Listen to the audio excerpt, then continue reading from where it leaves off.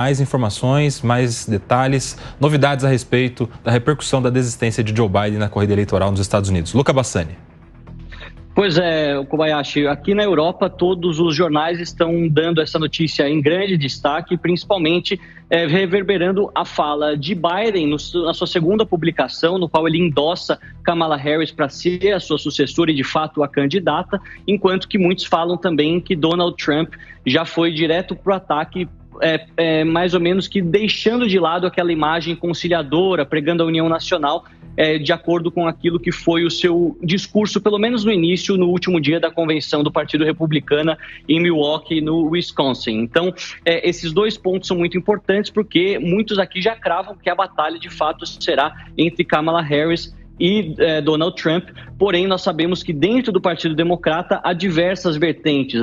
Esse binarismo da política americana, ele acaba fazendo com que muitos candidatos de ideias totalmente diferentes em alguns aspectos estejam no mesmo partido. Se nós formos pensar que Joe Biden, que é mais um centrista, um político de carreira, que sempre pregou a união, está no mesmo partido de Alessandra Ocasio-Cortez, que é muito, muito de esquerda, seria mais ou menos uma candidata do PSOL na política brasileira, a gente vê a dimensão do abismo ideológico que tem dentro do Partido Democrata e da dificuldade que eles terão em convergir para um mesmo nome. Eu acredito que Kamala Harris teria, pela questão da tradição, por ser a vice-presidente dos Estados Unidos, a preferência, a senioridade para ocupar a candidatura neste momento. Mas nós sabemos que o nome dela já foi testado uma série de vezes em diversos cenários, em diversos estados e nunca se mostrou muito vantajoso, até mesmo comparado com o próprio nome de Joe Biden. Então, eles não podem, muitas vezes, apostar em uma candidata que pode ter um resultado inferior àquele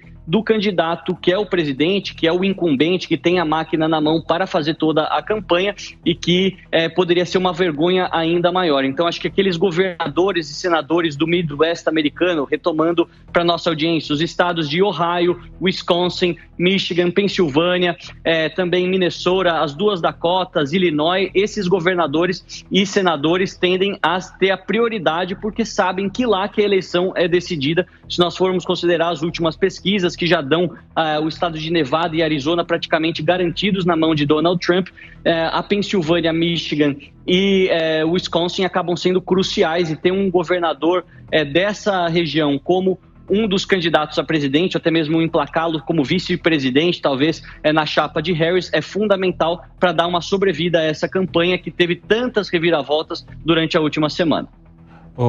Muito bem, a gente volta a qualquer momento com o Luca Bassani. O André Marinho continua conosco também para repercutir, discutir, debater todas essas novidades que vêm chegando dos Estados Unidos em relação à desistência de Joe Biden. Mas por aqui, Luiz Fernando Pacheco, eu quero a sua opinião, porque depois que Joe Biden endossa expressamente o seu apoio a Kamala Harris, se ela não for a escolhida, Joe Biden vai encerrar esse ciclo político com uma derrota acachapante, porque nem ele foi o candidato e nem o seu nome seria o escolhido. Seria muito triste para o Joe Biden se nem a sua aposta, a sua sucessora fosse levada em consideração pelo Partido Democrata. Você acha que essa manifestação pública expressa de Joe Biden é um sinal de que o Partido Democrata vai, de fato, escolher Kamala Harris?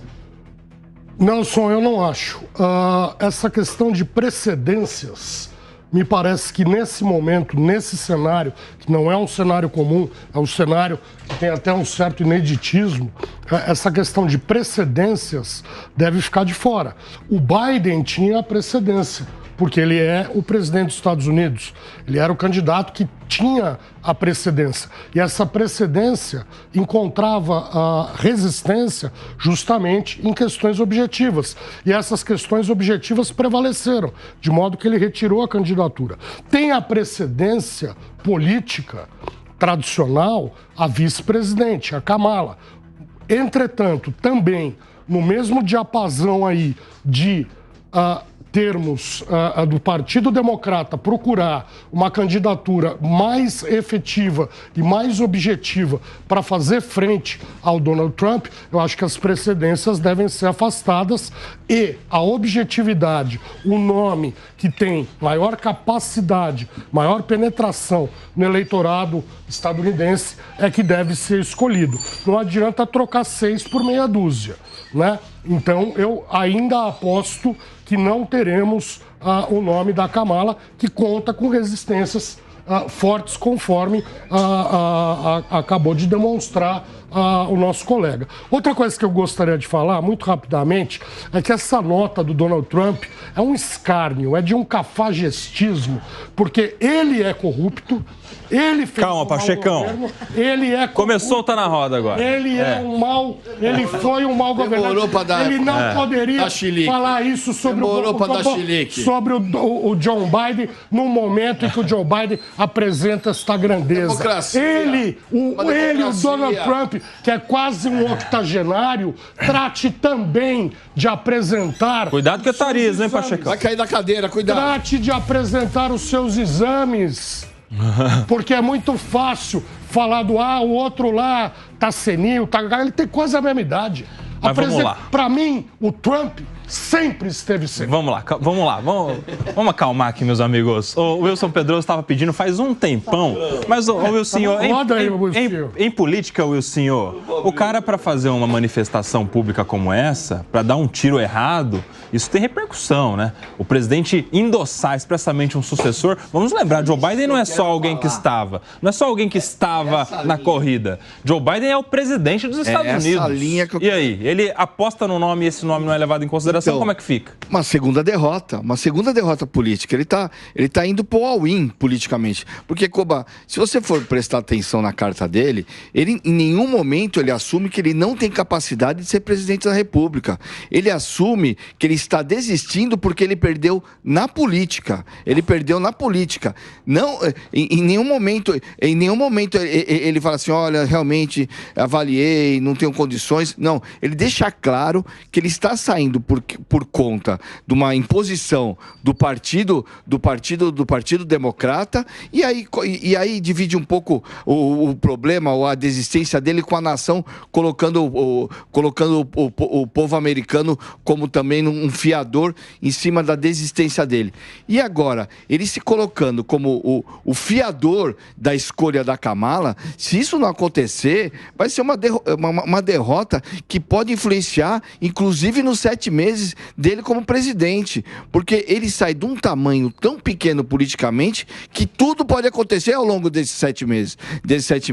Ele correu um risco, ele está correndo um risco muito grande de não terminar, inclusive, esses 7 meses como presidente da República. Nesse cenário, eu acredito que, inclusive, ele teria operado melhor para Kamala se ele tivesse ficado quieto.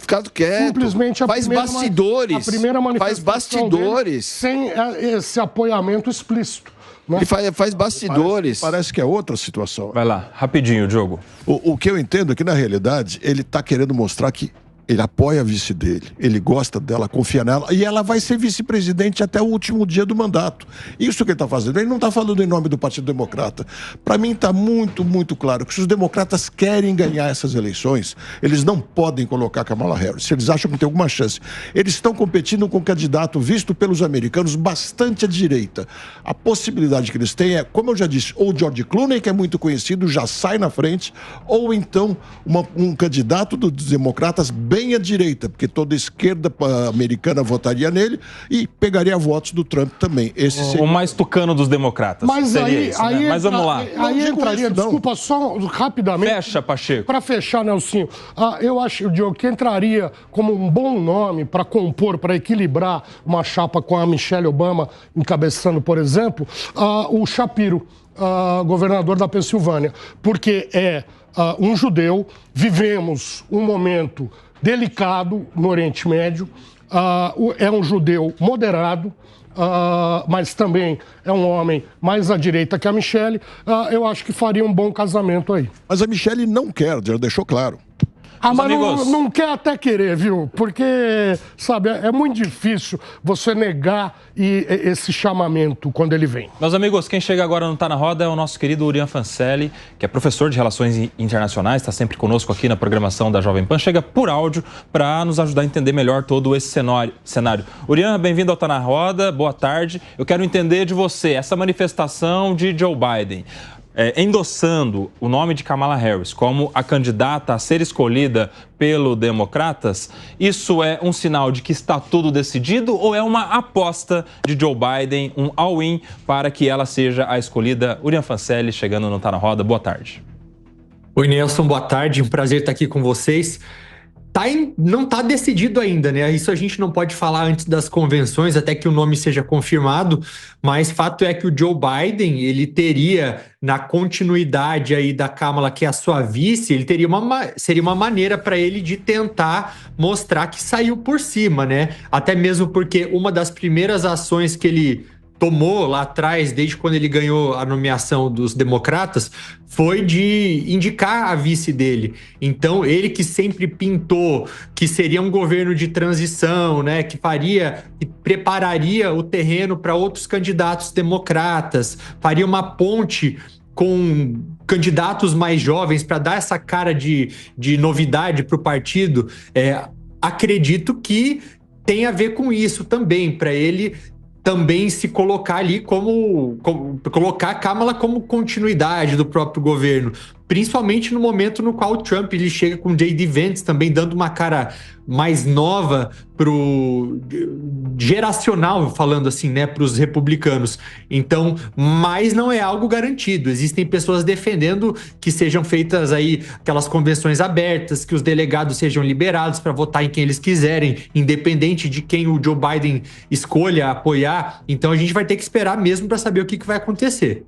Ô, Urian, e a gente viu ontem no discurso de Donald Trump muitas críticas de Trump à própria Kamala, e os nossos colegas aqui estão interpretando de que essas críticas efusivas ao nome dela seria meio que a demonstração de uma predileção de Trump para concorrer com Kamala no lugar de Joe Biden. Você acredita dessa forma? Para Trump, seria melhor concorrer contra ela?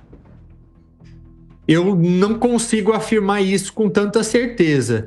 Eu vejo que tanto o Biden quanto a Kamala eles representariam certos desafios para o Donald Trump, né, e vice-versa também, mas eu acredito que essa postura do Trump e dos republicanos de atacarem a Kamala e observando aí os 4 dias das convenções republicanas, o nome dela, cada dia que passava, ele aparecia mais vezes, né, nos discursos das pessoas.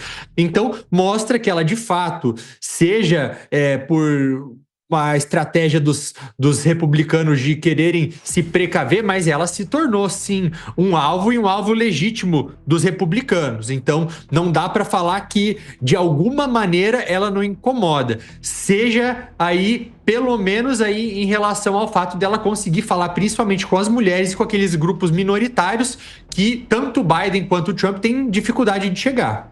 Muito bem, conversou conosco aqui no Tá na Roda desse domingo, nosso querido professor Urian Fancelli, que é professor de Relações Internacionais, sempre conosco na programação da Jovem Pan, nos ajudando a entender todas essas questões mundo afora. Obrigado, viu, Urian? Seja sempre bem-vindo aqui ao Tá na Roda. Obrigado, prazer estar aqui. Um abraço. A gente volta agora com o André Marinho. Marinho, você viu que muitos assuntos surgiram aqui neste ínterim. Meu amigo, na sua avaliação, como é que você entende agora a situação deste apoio, deste endosso público expresso ao nome de Kamala Harris para ser a escolhida pelo Partido Democrata? Você já viu aqui as opiniões dos nossos colegas? Há uma divergência, quero saber também a sua, meu amigo. De novo, eu acho que o Partido Democrata se colocou numa encruzilhada, numa grande encalacrada, por assim dizer, porque caso eles não a escolhessem, seria a maior admissão pública, a maior confissão da história recente da política americana de que a escolha para a vice-presidência de Joe Biden em 2020 simplesmente não tinha a competência para assumir a presidência quando realmente chegasse a hora dela, caso o nome dela fosse retirado. Então, eles foram colocados numa armadilha autoimposta, por assim dizer. caso o nome dela não vá adiante, não seja chancelado pelos delegados em Chicago daqui a 2 semanas, ou seja lá quando, no meio desse vendaval todo, eu acho que vai ter uma represália e tanto. E realmente talvez seja o beijo da morte aí para os democratas caso removam ela, porque vai ser também um tapa na cara da base do partido mais progressista, da militância, que tem hoje como talvez o principal critério de avaliação e escolha para um candidato é o que muitos detratores chamam das Olimpíadas da Opressão, ou para alguns é ela ticar algumas caixinhas ali identitárias, ou seja, ela como mulher, ela como a primeira vice-presidente negra, possivelmente a primeira presidente negra, ticaria, por assim dizer, com desculpa, perdoando o neologismo aqui, várias caixinhas identitárias que são tão importantes nesse tipo de avaliação. Agora, sinceramente, eu não vejo como isso possa acabar bem, entendeu? Se a única... O próprio Pacheco mencionou que a gente deveria evitar nos escorarmos em precedentes, mas eu realmente acho que o passado deixa lições e é impressionante o paralelo entre 1968 e 2024. Presidente Lyndon Johnson, com as costas contra a parede, remove a candidatura, entra o vice dele e toma uma surra sem precedentes.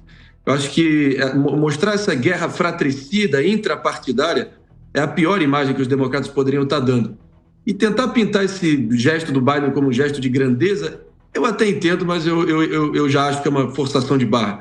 Eu acho que as opções dele foram afunilando pela própria incompetência que ele foi demonstrando, a fragilidade, a debilidade física, cognitiva e mental, e não restaram opções. E, desculpa, a fonte começou a secar. Vários doadores, assim, pesos pesados do Partido Democrata, vários apoiadores de renome e de grande relevância começaram a atacá-lo debaixo do ônibus para tentar fazer uma tradução literal de uma expressão no inglês americano. E eu acho que ele não viu outra opção a não ser tacar a toalha e apoiar a Kamala Harris. Eu sigo achando que pode ter sido a única alternativa que muitos ali têm de tentar não sacrificar nomes mais promissores na cabeça de chapa para o futuro. Porque se você perde uma vez na política americana, o Richard Nixon talvez seja o único capaz que conseguiu perder uma eleição e voltar depois e se consagrar presidente. O próprio Trump seria o segundo presidente americano apenas a servir 2 mandatos não consecutivos, caso ele ganhe essa eleição. O outro foi o Grover Cleveland, ali no final do século retrasado. Ou seja, eu não consigo, de novo, dimensionar o quão histórico é esse momento. A gente está diante da história. Ô Marinho, você acompanha tão de perto toda essa história da política americana. Eu queria que você falasse para a gente a respeito destes estados que estão sendo citados o tempo todo, como da Pensilvânia, de Michigan, né? Curiosamente, estados onde esteve o Donald Trump nas últimas semanas, aí, nos últimos dias, que são os chamados swing states, não é isso? Que são aqueles estados onde tanto pode ter uma vitória democrata quanto uma vitória republicana. E justamente por este afunilamento polarizado mesmo de democratas e republicanos, aos estados em que os republicanos saem em larga vantagem, outros onde os democratas saem em larga vantagem, e a disputa acaba sendo mesmo nestes swing states. Explica pra gente a importância, como é que funciona, quantos são, quais são esses estados estratégicos agora para as próximas semanas, para os próximos meses e para a própria decisão agora do Partido Democrata sobre o que fazer em relação ao nome que será escolhido. Bom, Koba, eu acho que o Luca Bassani citou vários deles com muita precisão, mas eu costumo dizer aqui da forma, tentar ser o mais didático e objetivo possível aqui. A eleição americana é como se você quisesse montar um quebra-cabeça matemático numa aula de geografia. Nesse tabuleiro geográfico, por assim dizer, temos 50 estados, mais Washington, D.C., que é o Distrito de Colômbia, seria o nosso Distrito Federal, o nosso DF aqui no Brasil. No meio, espalhado nesses 50 estados, tem 3.134 condados espalhados em todos esses 50 estados. E seriam todos os nossos municípios, por assim dizer. Eu sei que o nosso Diogo da Luz, que está aí, é especialista no municipalismo e pode fazer algum paralelo aí internacional. Mas no frigir dos ovos, o que importa realmente é quando você consegue formar uma coalizão de estados o suficiente para atingir o número de 270 votos eleitorais. A eleição nos Estados Unidos é indireta. Ela não tem o voto, muito menos o voto obrigatório, igual aqui no Brasil, e também você não é eleito pelo voto popular. Ou seja, você tem que mirar os seus recursos limitados, a sua militância tem que ser direcionada para tentar virar esses estados que ora votam num partido, ora votam em outro partido. E é impressionante como esses estados, alguns estão cativos nessa balança desse pendor, seja para um dos lados. Só que é impressionante como a demografia vai mudando com o tempo e estados que há pouco tempo eram cativos para um dos partidos agora estão sob disputa ferrenha ali no photochart, né? Ali para ser decidido por uma margem minúscula no frigir dos ovos. E por que a gente está falando tanto do cinturão da ferrugem, como é conhecida essa região no meio oeste americano? Porque necessariamente foi o receituário proposto pela campanha do Donald Trump contra os fluxos de migração, de globalização, que deixaram esses estados que dependiam muito, as suas economias eram ali calcadas na produção industrial, na manufatura, empregos esses e produtividade essa que foi exportada aí ao longo das décadas, desde o início da década de 90, e cidades que eram pulsantes ali, centros industriais, se tornaram carcaças e esquecidas e descendendo ali numa nuvem de drogas, enfim, e de falta de perspectiva econômica. E realmente a forma, o discurso com o qual ele se apresentou em 2016 ressoou muito nessas regiões essas que votaram em Barack Obama 2 vezes por completo, o George Bush perdeu para os seus 2 rivais também em 2004 e em 2000, e propriamente o Bill Clinton também venceu com tranquilidade na década de 90. Ou seja, a última vez que um republicano tinha vencido sequer qualquer um dos estados ali no meio oeste, nessa região, tinha sido com o George Bush pai em 88. Ronald Reagan foi uma exceção, mas aí estamos falando de outro planeta, outro mundo, né? Então, tentando nos ater ao retrospecto mais recente, o Joe Biden conseguiu reconstruir o que eles chamam de um muro azul. Ou seja, porque o Donald Trump conseguiu demolir esse muro azul em 2016 e recuperar esses 3 estados que foram chaves nessa equação em 2016. Joe Biden recuperou os 3 estados, além de outros, né? Além de ter ali feito uma incursão decisiva em estados que sempre votavam nos republicanos, como Arizona e Geórgia em 2020. Mas cada eleição é uma eleição, né, meu querido amigo Koba? E os fatores são muito dinâmicos. E todos os olhos estão voltados novamente para o muro azul. Será que o Trump vai conseguir pegar o machado dele e demolir o muro azul? Eu digo muro azul porque comumente o azul é associado aos democratas e o vermelho aos republicanos na simbologia americana. Então, a ver, tem que bater os 270 votos eleitorais. E eu acho que, pelo andar da carruagem, essa eleição, hoje, pelo menos, as pesquisas são indicativos fiéis do futuro. O Donald Trump até ultrapassaria a contagem de 300 votos eleitorais, como os 306 votos eleitorais que o elegeu em 2016. Se a eleição fosse hoje, claro, muita coisa pode mudar. Agora, então, esquece. É uma situação... Nós estamos num território sem precedentes aqui. Então, muita coisa para a gente estar acompanhando. O importante é bater os 270 e essa equação a gente vai estar acompanhando. Pois é, quem diria, hein? Donald Trump de improvável a este cenário que o coloca como já aí com um pé lá na Casa Branca novamente. Quem chega agora...